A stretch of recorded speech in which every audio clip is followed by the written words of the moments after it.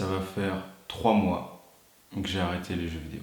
Alors, faut dire que moi, c'est un sujet qui me touche particulièrement parce que j'ai littéralement joué de mes 7 à mes 17 ans. Ça fait 10 ans d'addiction. Et je dirais que pendant plus ou moins toute mon adolescence, j'ai joué 5 heures par jour, environ. Avec évidemment des sessions les week-ends, parfois de 10 à 12 heures. Et 10 à 12 heures, c'est même pas. C'est des grosses sessions, mais comparé à certains, c'est même pas énorme.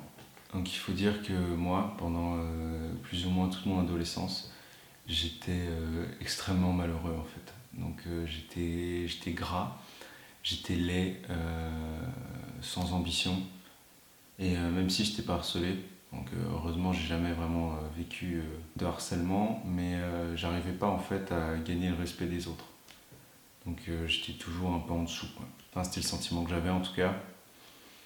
Et en fait j'arrivais pas non plus à gagner mon propre respect. J'étais mal dans ma peau, je me sentais mal vis-à-vis des autres et j'étais malheureux dans ma vie en général.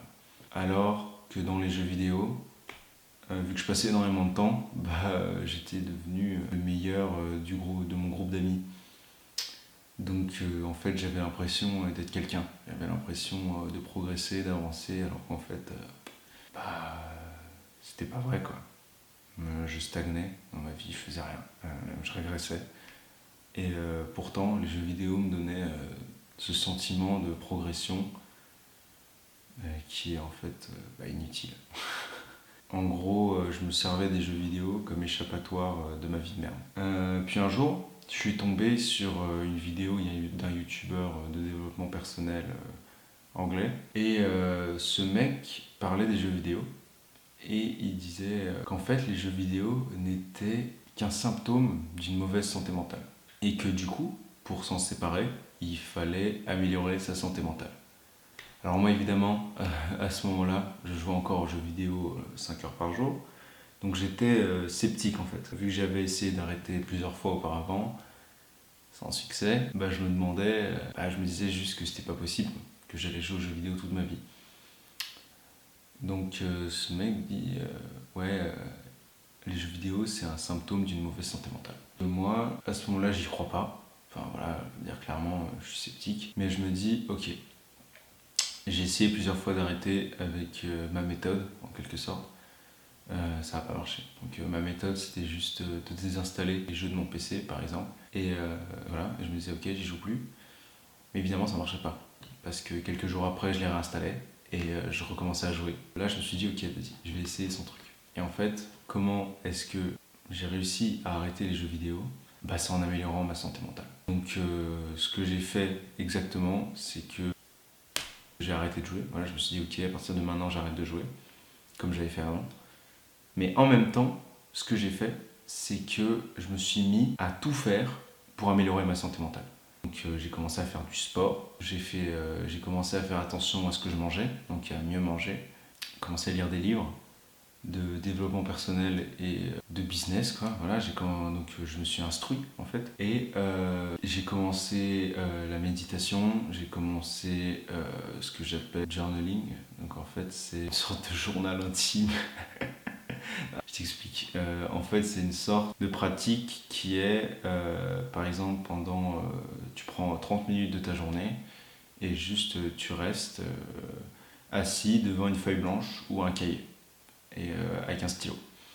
Et t'écris littéralement tout ce qui te passe par la tête. Donc c'est une sorte de réflexion interne, mais que t'écris en même temps. Voilà, j'ai commencé à faire tout ça.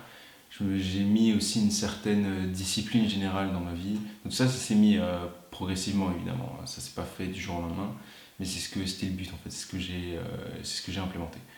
Donc je me suis mis une discipline dans ma vie en général. Donc par exemple j'avais une chambre dégueulasse. J'ai tout nettoyé, j'ai tout rangé, j'ai tout organisé. J'ai commencé à faire mon lit tous les matins.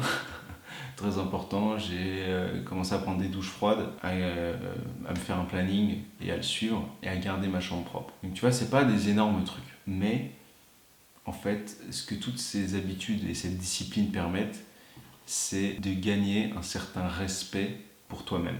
Donc c'est de te dire, ok, je vais faire ça, et tu le fais, tu vois. Tu dis, ok, je fais ça, et tu le fais. Ça te permet de gagner une certaine... d'améliorer ton estime de toi, le respect que tu portes envers toi-même. Et du coup, toi, quand tu te respectes, ce qui va arriver, c'est que les autres gens vont le sentir en quelque sorte, et ils vont être plus à même de te respecter en retour. Donc voilà, j'ai commencé à implémenter ces bonnes habitudes et cette hygiène de vie. Et ce que ça a fait, c'est que ça m'a donné une sorte de sentiment,